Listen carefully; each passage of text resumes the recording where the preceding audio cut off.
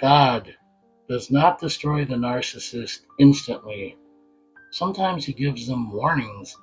And I had several warnings, and I ignored everything. When the fire finally came, it burned everything: my marriage, my home, my job, my friends, my family, and I ended up alone, wondering how I missed all the signs from God. There were warnings in my sleep. Night after night, I dreamed I was in prison, dark, hot, no food, no water, nowhere to rest, just a cold cement floor and metal bars. I would beg for food, for water, for a fan, but no one answered. I heard voices in the background. No one answered. I'd try to squeeze between the bars to escape, but my big fat head would get stuck and I'd wake up screaming. The dream came for several nights in a row.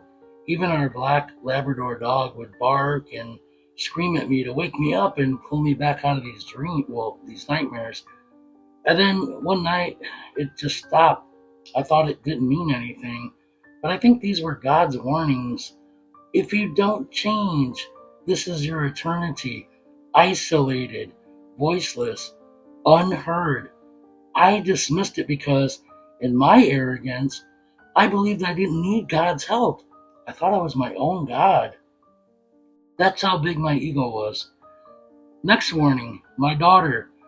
We were arguing. She sent me a little video about a self aware diagnosed narcissist.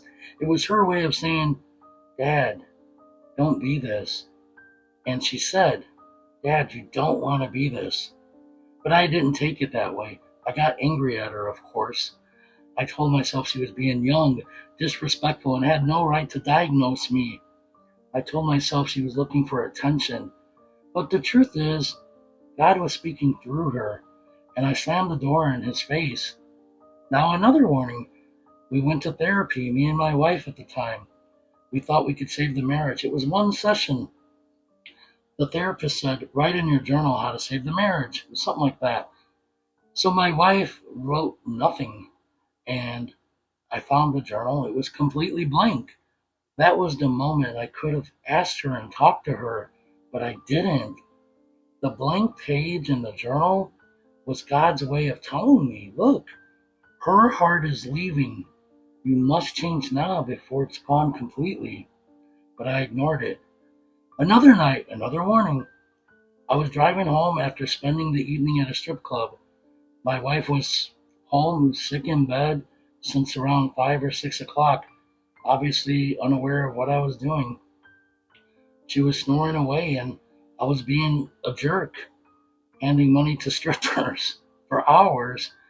I typed my address on the way home into Google Maps. My phone was about to die, but it did give me a shortcut, and I took it. Minutes later, I was crawling down a narrow country road.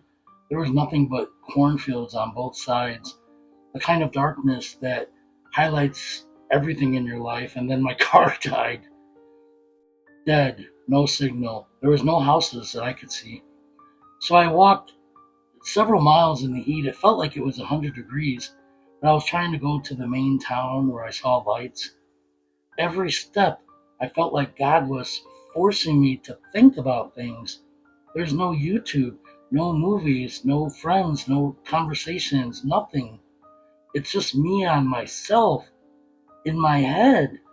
And I actually regretted what I was doing there. I asked myself, why am I doing this? Why can't I be like normal people at home with their spouses? Who am I? Why am I entitled to live this way? Well, eventually I reached what I thought was the main road, and there was a man sitting on a bench. There was no stores, nothing. I asked him to use his phone, and he just handed it to me without a word. I called AAA and thanked him and headed back to the car.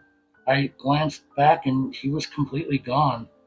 There were flashes in my head that told me, something is wrong with you. I don't know exactly what this was. I was a little bit scared and unsettled. The tow truck driver came, and there was absolutely nothing wrong with the car. It was just a weird evening. He wouldn't even accept money. But I had a pattern in my marriage, any small disagreement, I would vanish. I would give my wife the silent treatment, no contact. nothing for 3, 5 days. It was a cruel, sick punishment, and each time I did it, I think God sent me warnings in my sleep, nightmares that shook me. Even now, years later, I remember them. And my wife, one day, she sent me a meme. She said, when you are cruel to your loved ones, you are teaching them, when you ignore them, how to survive without you. This was her warning, probably from God again. I ignored it, of course. Why would I listen to my wife? And then the final blow came.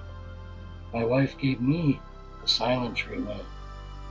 This was God's divine intervention, His perfect karma.